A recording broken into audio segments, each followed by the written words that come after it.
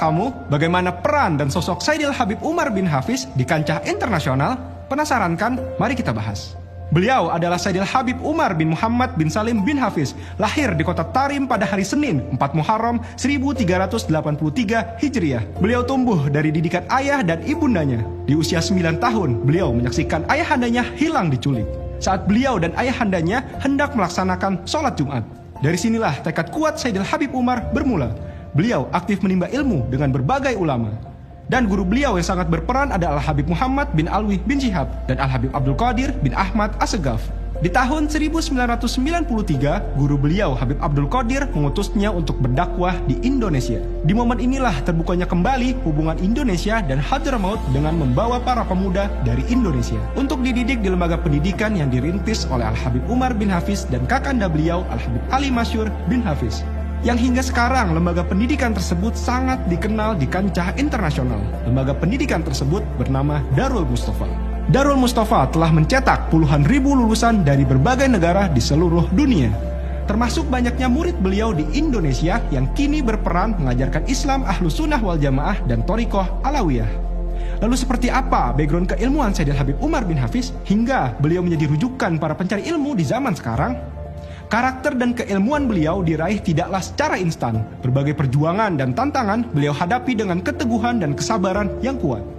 Dalam kekokohan ilmu beliau mencakup berbagai cabang ilmu pengetahuan dalam Islam, seperti ilmu tafsir, ilmu hadis, ilmu fikih, dan ilmu tazkiyah. Di dalam ilmu tafsir Al-Quran bisa kita lihat di kajian tafsir di Darul Mustafa, bagaimana beliau mentafsirkan Al-Quran dengan pola tafsir beliau sendiri. Di dalam ilmu hadis, beliau seorang yang hafal hadis dengan sanad dan hukum matannya. Tak hanya tafsir dan hadis, dalam aspek ilmu fikih, semenjak wafatnya kakak beliau, Habib Ali Al-Masyur, Sayyidil Habib Umar menggantikan kakaknya sebagai mufti Tarim. Beliau aktif mengajar kitab Al-Wasit, karya Imam Al-Ghazali di Baitul Faqih. Dan semua kalangan mengetahui pengetahuan beliau tentang Al-Mazahibul Arba'ah, atau 4 mazhab yang selama ini kita ketahui. Sedangkan di dalam ilmu batin, ulama-ulama telah mengakui keluasan ilmu beliau. Dan beliau menguasai seluk-beluk ilmu tazkiyah. Ini sangatlah nampak dan bisa kita jumpai dalam karya tulis beliau di dalam ilmu tazkiyah. Tak hanya batiniahnya saja yang luar biasa, bahkan pada zohir yang bisa kita lihat menggambarkan sosok beliau. Dari cara duduknya, cara bicaranya, cara jalannya, cara tidurnya, dan cara segala-galanya itu sesuai dengan apa yang dilakukan oleh Rasulullah SAW. Sudah tahu kan bagaimana sosok Sayyidil Habib Umar bin Hafiz? Lalu bagaimana peran Habib Umar bin Hafiz di kancah internasional? Di tahun 2005, Sayyidil Habib Umar ikut serta dalam penandatangan The Amen Message atau Risalah Aman, sebuah dokumen internasional yang berpengaruh dalam perdamaian dunia. Dan di tahun 2007, beliau ikut serta dalam penandatanganan di forum A Commonwealth Between Us and You. Dan tahun 2008, beliau juga hadir dalam forum internasional A Commonwealth and Future Muslim Christian Engagement di London, Inggris. Tak hanya itu, di tahun 2011, beliau turut serta dalam The Second Muslim Catholic Forum 2011 at the Baptism Site di Yordania.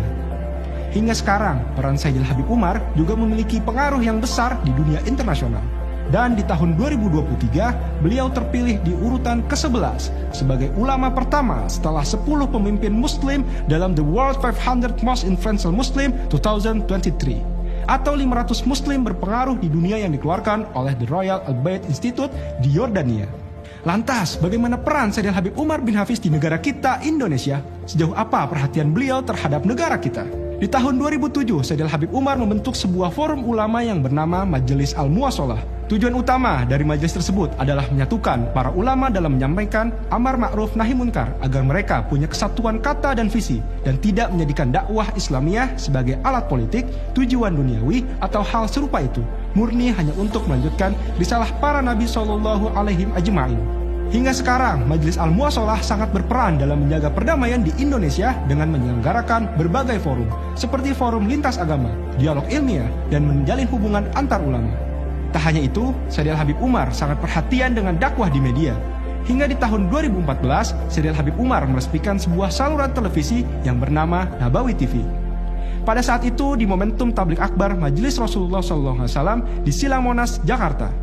Nabawi TV merupakan stasiun televisi yang menginduk kepada Al-Irsyad Nabawi di Yordania yang dirintis oleh Al-Habib Muhammad bin Abdurrahman As-Segaf. Hingga sekarang, stasiun televisi ini masih berperan menyampaikan dakwah baik Al-Irsyad Nabawi di Timur Tengah dan terkhusus Nabawi TV di negara kita, Indonesia. Saksikan rangkaian rihlah dakwah Sayyidil Habib Umar bin Hafiz di Indonesia mulai dari tanggal 19 sampai 23 Agustus 2023 hanya di Nabawi TV. Masih ada yang ingin kamu ketahui tentang sosok Sayyidil Habib Umar bin Hafiz? Komen di bawah, dan jika kamu merasa video ini bermanfaat, yuk di-share.